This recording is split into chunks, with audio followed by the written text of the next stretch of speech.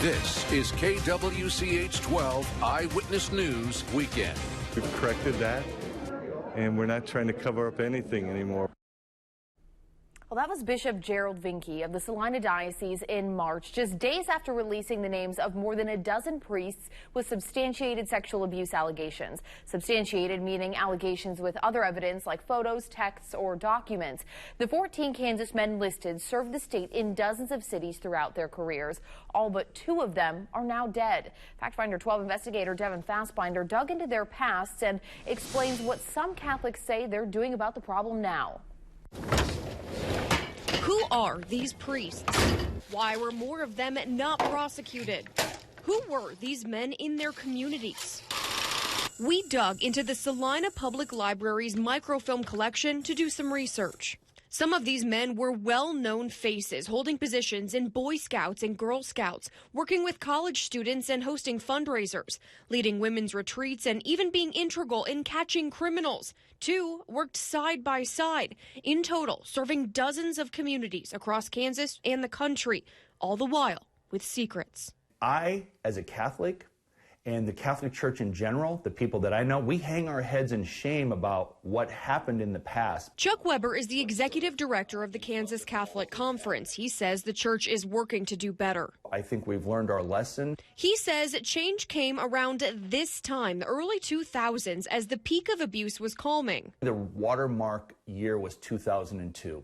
And in the Catholic sort of circles, it's called the Dallas Charter, where the bishops of the United States got together and said, we are not doing an adequate job at all of addressing this issue. The reason for this discussion, Weber says, was victims. I think that was the tipping point, if you will, that abuse victims and their families came forward, and we as Catholic people were horrified to hear their stories. Stories that rarely made the news and sometimes didn't make it to law enforcement, at least not for years. This 1995 front page article from the Salina Journal details a lawsuit filed against the church after 2 victims reported Robert Reef abused them. The abuse the victims, who are brothers, say happened in several cities decades prior. They say the church knew but did nothing until paying the family thousands and promising Reef would get help. He's since moved to California. This article details the most recent substantiated accusation. Alan Shear was arrested and booked into jail in 2012 for sexual battery. Details of the others we may never know.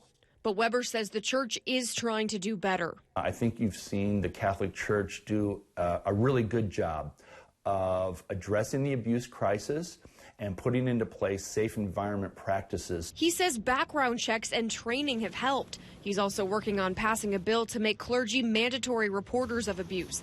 He says most priests are good men, and he hopes these steps will fix a decades-old problem in the Catholic Church.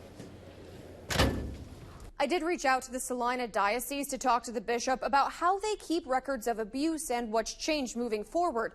The bishop declined to speak to me, and in other parts of Kansas, at least one priest who wanted to talk to me about how the church approves men to become priests was told he couldn't by his diocese.